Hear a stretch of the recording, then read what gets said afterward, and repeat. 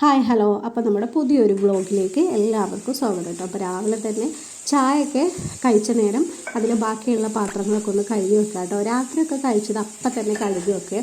ഓരോ ടൈമിൽ കഴിക്കുന്ന പാത്രങ്ങളും അപ്പം തന്നെ കഴുകി വെച്ചാലും പിന്നീട് രാവിലെ എണീറ്റ് നമ്മുടെ ചായയും അതുപോലെ പലഹാരങ്ങളൊക്കെ ഉണ്ടാക്കി കഴിഞ്ഞാൽ അതിൻ്റെ പാത്രങ്ങൾ ഒരുപാടുണ്ടാവും. അപ്പോൾ അതങ്ങ് കഴുകി വെക്കാതെ പിന്നെ ഉച്ചക്കത്തേക്ക് നമ്മൾ റെഡിയാക്കാൻ തുടങ്ങുകയാണെങ്കിൽ അതും ഒരുപാട് വരും. അപ്പോൾ അതുകൊണ്ട് രാവിലത്തെയൊക്കെ അപ്പഴേക്കുള്ളത് അപ്പഴേക്കും കഴുകി വെച്ചാൽ പിന്നെ ഒരുപാട് കൂടി വരില്ലല്ലോ. അപ്പോൾ ഇന്നത്തെ വ്ളോഗിലും നമുക്ക് സാധാരണ പോലെ വലിയ പ്രത്യേകതകളൊന്നുമില്ല. ചെറിയൊരു കേക്ക് ഉണ്ടാക്കണം എന്ന് വിചാരിക്കുന്നുണ്ട് കേട്ടോ. അപ്പോൾ ഞാനൊരു പ്രൊഫഷണൽ ബേക്കറോ അങ്ങനത്തെ കാര്യങ്ങളോ ഒരു കുക്കോ ഒന്നുമല്ല. നമ്മുടെ സാധാരണ വീട്ടിലുണ്ടാക്കുന്ന കാര്യങ്ങൾ മാത്രം, അല്ലെങ്കിൽ അങ്ങനെ ഉണ്ടാക്കി പഠിച്ചിട്ടുള്ളത് മാത്രമാണ്. അപ്പോൾ ഉണ്ടാക്കുന്നതിനൊക്കെ അത്രയൊക്കെ പെർഫെക്ഷനേ ഉണ്ടാവുള്ളൂ കേട്ടോ. അപ്പോൾ കേക്കൊക്കെ ഉണ്ടാക്കുന്നതിന് മുമ്പായിട്ട് ഉച്ചക്കത്തേക്കുള്ളതൊക്കെ ഒന്ന് റെഡിയാക്കി വെക്കാമെന്ന് വിചാരിച്ചു. അപ്പോൾ ചോറിനുള്ള അരി ഇട്ടിട്ടുണ്ട്, കഴുകിയിട്ടിട്ടുണ്ട്. എങ്കിൽ പിന്നെ ബാക്കിയുള്ള പണികളാകുമ്പോൾ അത് അവിടെ കിടന്ന് റെഡി ആയിക്കോളുമല്ലോ. പിന്നെ ആദ്യം തന്നെ ഷുഗർ സിറപ്പ് അങ്ങ് ഉണ്ടാക്കി വെക്കാമെന്ന് വിചാരിച്ചു. അപ്പോൾ അതിനുള്ള വെള്ളം വെച്ച് അതിലോട്ട് പഞ്ചസാരയും ഒരു 4 ടേബിൾ സ്പൂണോളം പഞ്ചസാര ഇട്ട് ഒരു 1.5 കപ്പ് വെള്ളവും വെച്ചിട്ടുണ്ട് കേട്ടോ.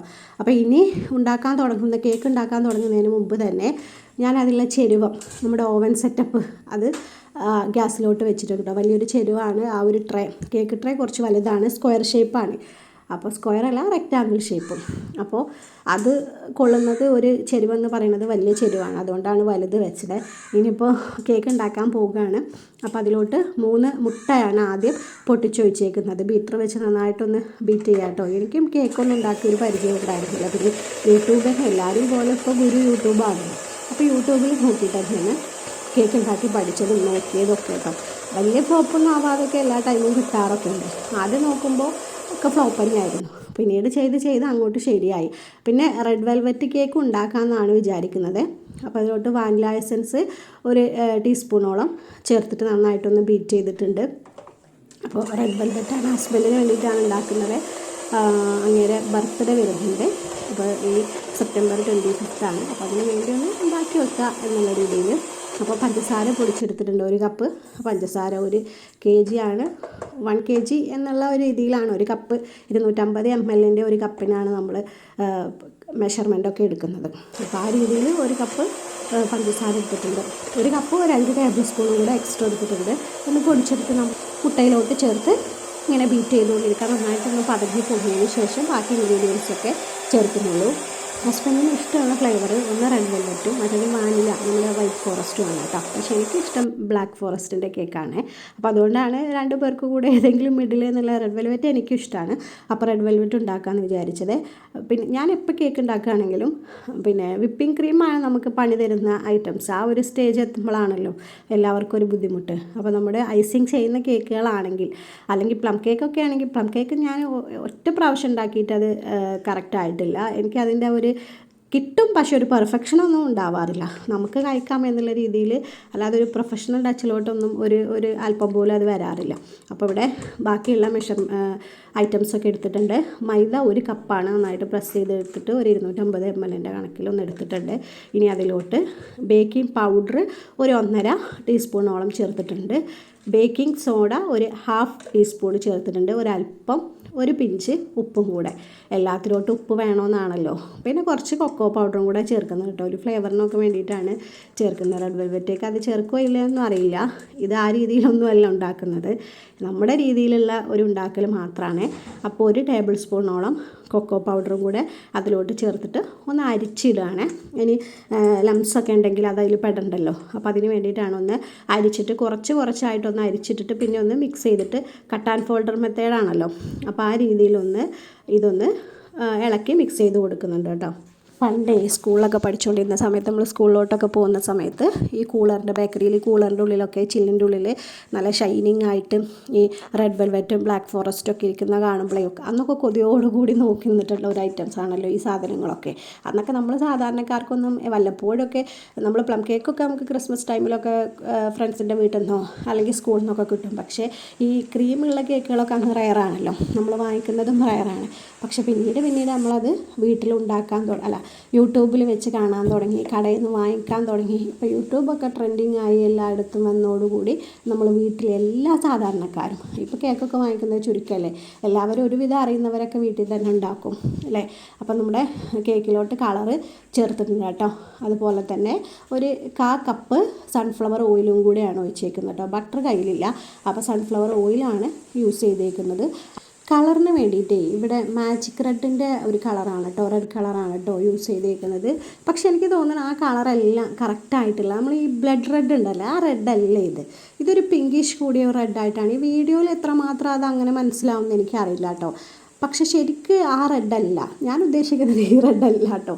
അപ്പോൾ പിന്നെ ആ റെഡ് കറക്റ്റായിട്ട് ഏതാണെന്ന് അറിയില്ല. ഇനി ആർക്കെങ്കിലും അറിയണമെങ്കിൽ ഒന്ന് കമൻറ്റ് ചെയ്യണേ. കറക്റ്റ് ഒരു ബ്ലഡ് റെഡ് ഉണ്ടാവില്ലേ, ആ റെഡ് ഇതല്ല, പക്ഷേ ഇതും ഒരു റെഡാണ്. അപ്പോൾ ഇത് വെച്ച് ഞാനിത് എന്നോ വാങ്ങി ഫ്രിഡ്ജിൽ സൂക്ഷിച്ചാണ് കേട്ടോ. പണ്ടൊക്കെ ഇടയ്ക്കിടയ്ക്ക് കേക്കൊക്കെ ഉണ്ടാക്കുമായിരുന്നു, ഇപ്പം അങ്ങനെ ഉണ്ടാക്കാറൊന്നുമില്ല. അപ്പോൾ റെഡ് കളർ ഉണ്ടായിരുന്നു, അപ്പോൾ അതന്നെ അങ്ങോട്ട് യൂസ് ചെയ്യാമെന്ന് വിചാരിച്ചു. പക്ഷേ മിക്സ് ചെയ്തപ്പോൾ എനിക്ക് പണ്ട് തോന്നിയിട്ടുണ്ടാവും ഉണ്ടാക്കുന്ന സമയത്ത് ഇതല്ല അതിൻ്റെ റെഡ് ഉണ്ടല്ലോ. ഇത് നമുക്ക് ഇതിലോട്ട് വീഡിയോയിൽ കാണുമ്പോൾ മനസ്സിലാവുന്നുണ്ടോ എന്ന് അറിയില്ല കേട്ടോ, പക്ഷേ ആ റെഡല്ല.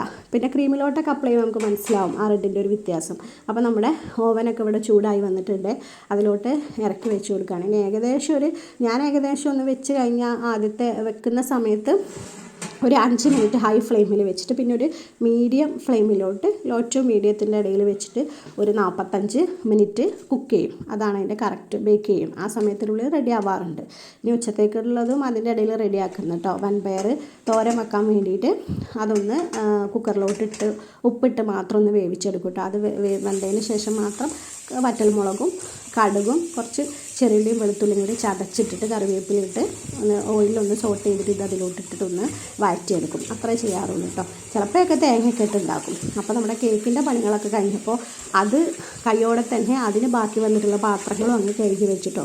എനിക്ക് പിന്നെ അത് അവിടെ കിടക്കില്ലല്ലോ. ഓരോ ടൈമിലും പാത്രങ്ങൾ കഴുകുന്നതാണ് ഞാൻ പലപ്പോഴും വീഡിയോയിൽ പറയാറുണ്ടല്ലോ. അതാണ് നമ്മുടെ അടുക്കളപ്പണിയിൽ ഏറ്റവും വലിയൊരു ടാസ്ക് എന്ന് പറയുന്നത്.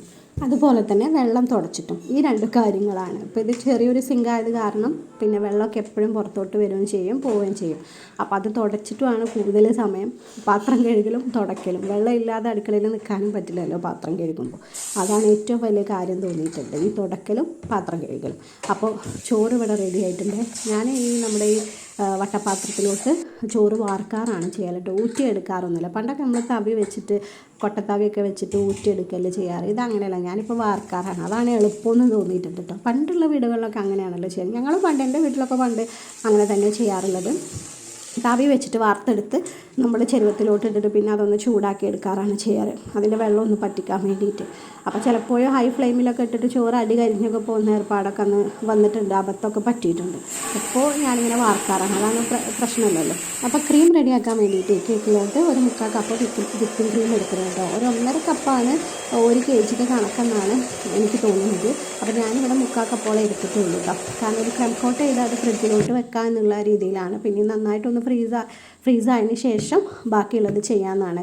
ഈ ക്രീം ഹാൻഡിൽ ചെയ്യുന്നിടത്ത് എനിക്ക് അത്ര ഒരു അറിയില്ല. പെട്ടെന്ന് അതിങ്ങനെ നമ്മൾ ചെയ്ത് വരുമ്പോഴേക്കും ക്രീം ഒന്ന് ലൂസായി പോകും. അത് സ്റ്റിഫായി കിട്ടാൻ എന്താണെന്നുള്ളത് ഞാൻ പലപ്പോഴും നോക്കിയിട്ടുണ്ട് കേട്ടോ.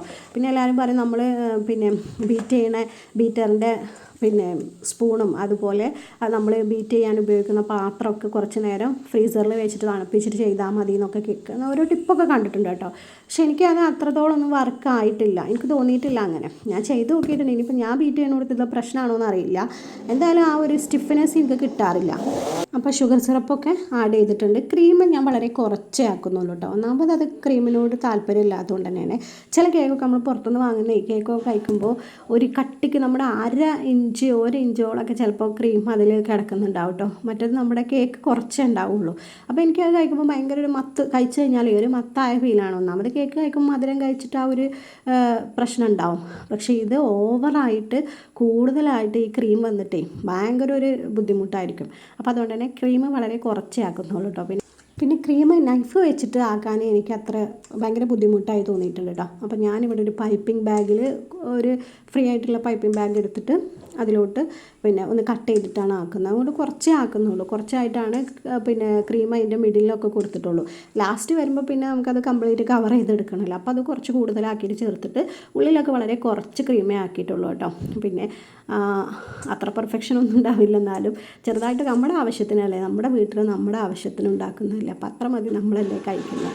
അപ്പോൾ ആ രീതിയിലൊന്ന് കോട്ട് ചെയ്തെടുത്തിട്ടുണ്ട് കേട്ടോ. ലാസ്റ്റ് കോട്ട് ചെയ്തിട്ട് കുറച്ച് നേരം ഒന്ന് വെച്ചിട്ട് പിന്നെ ലാസ്റ്റ് ഒന്ന് ഫ്രിഡ്ജിൽ വെച്ചിട്ടുണ്ട് കേട്ടോ. കുറച്ച് നേരം 2 മണിക്കൂറൊക്കെ ഒന്ന് വെച്ച് എടുത്തതിന് ശേഷമാണ് ഫൈനൽ കോട്ടിങ് ചെയ്യുന്നത് കേട്ടോ. അപ്പോൾ അത് ഏകദേശം കുഴപ്പമില്ലാത്ത രീതിയിലൊന്ന് സെറ്റാക്കി എടുക്കാൻ വേണ്ടിയിട്ട് ചെയ്തിട്ടുണ്ട്. അപ്പോൾ ഈ ഒരു നൈഫ് വെച്ചിട്ടും അതുപോലെ ഇതുപോലെയുള്ളൊരു പ്ലേറ്റ് വെച്ചിട്ടൊക്കെ ചെയ്തെടുക്കുമ്പോൾ വലിയ കുഴപ്പമില്ലാതൊക്കെ അങ്ങ് റെഡിയായി കിട്ടും. ഈ പ്രൊഫഷണൽ ബേക്കേഴ്സിനൊക്കെ വല്ലാത്തൊരു ആരാധനയോട് നോക്കുന്നൊരു സമയം എപ്പോഴെന്ന് പറയാം, ഈ ക്രീം വെച്ച് ചെയ്യുമ്പോഴാണ് കേട്ടോ. ബാക്കിയൊക്കെ പിന്നെ നമുക്ക് എങ്ങനെയെങ്കിലും സെറ്റാക്കാം. പക്ഷേ ചിലവരൊക്കെ കണ്ടിട്ടില്ല, എന്ത് ഭംഗിയായിട്ടാണ് ഈ കേക്കിലൊക്കെ സൂപ്പറായിട്ടുള്ള പിന്നെ പൂക്കളൊക്കെ വരച്ചിട്ടും അതുപോലെ അവരുടെ ഒരു ആർട്ട് വല്ലാത്തൊരു കഴിവാണല്ലോ അത്. ഞാനെപ്പോഴും ആലോചിക്കും, ചിലർക്ക് പേപ്പറിലായിരിക്കും, ചിലവർക്ക് പിന്നെ പല രീതിയിലുള്ള കഴിവാണല്ലോ ഓരോരുത്തർക്കും. അപ്പോൾ ഈ ഒരു കേക്കിൽ ചെയ്യണം, ഞാൻ പലപ്പോഴും നല്ല രീതിയിൽ കേക്ക് ഉണ്ടാക്കുന്ന വീഡിയോസൊക്കെ യൂട്യൂബിൽ കാണാറുണ്ട്, പലതും കാണാറുണ്ട്. അപ്പോൾ ഇത് ഞാൻ ആലോചിച്ചു, എങ്ങനെയാണ് ഇവർ ഇത്ര മനോഹരമായിട്ട് അതിൽ ചെയ്യുന്നത് എന്നുള്ളത്. അപ്പോൾ ഞാൻ ചെയ്യുമ്പോഴാണ് അതിൻ്റെ ബുദ്ധിമുട്ട് എനിക്ക് മനസ്സിലാവുക കേട്ടോ. ഈ പൈപ്പ് ബാഗിലൊക്കെ നമ്മൾ ക്രീമാക്കിയാലേ അതൊന്നും ശരിക്കും നമ്മൾ വിചാരിക്കണ ആ ഡിസൈൻ അങ്ങ് കിട്ടിക്കോണമെന്നില്ല. നോസിലൊക്കെ നമ്മൾ ഇടുവേ, നമുക്കിഷ്ടമുള്ള നല്ല ഫ്ലവറിൻ്റെ ഒരു നോസിലൊക്കെ ഇടും. പക്ഷേ ഈ ഒരു പിന്നെ ക്രീമിൻ്റെ സ്റ്റിഫ്നെസ് കറക്റ്റ് അല്ലെങ്കിൽ നമ്മൾ ഉദ്ദേശിക്കുന്ന ആ ഫ്ലവർ അതിൽ വരില്ല. അപ്പം ഞാൻ ഏകദേശം ഒരു സിമ്പിളായിട്ടുള്ളതാണ് ചെയ്തേക്കുന്നത് കേട്ടോ. നമുക്ക് ഏറെക്കുറെ ഒപ്പിക്കാൻ പറ്റുന്ന രീതിയിലുള്ള ഒരു ഡിസൈൻ ചെയ്തിട്ടുണ്ട്. വലിയ കുഴപ്പമില്ലാത്ത രീതിയിലൊക്കെ കിട്ടിയിട്ടുണ്ട് എന്നാണ് എനിക്ക് തോന്നുന്നത്. ഇനി നിങ്ങളൊക്കെ കണ്ടിട്ടൊന്ന് അഭിപ്രായം പറയണേ. അപ്പോൾ എന്തായാലും ഒന്ന് അഭിപ്രായം പറയണേ. അപ്പോൾ കേക്ക് കട്ട് ചെയ്യുന്ന വീഡിയോ അടുത്തൊരു വ്ളോഗിലുണ്ടാവേ. അപ്പോൾ വീഡിയോ ഇഷ്ടമായിട്ടുണ്ടെങ്കിൽ ലൈക്കും കമൻറ്റും ഷെയറൊക്കെ ഒന്ന് ചെയ്തേക്കണേ. അടുത്ത വീഡിയോയിൽ കാണാം. ഓക്കെ.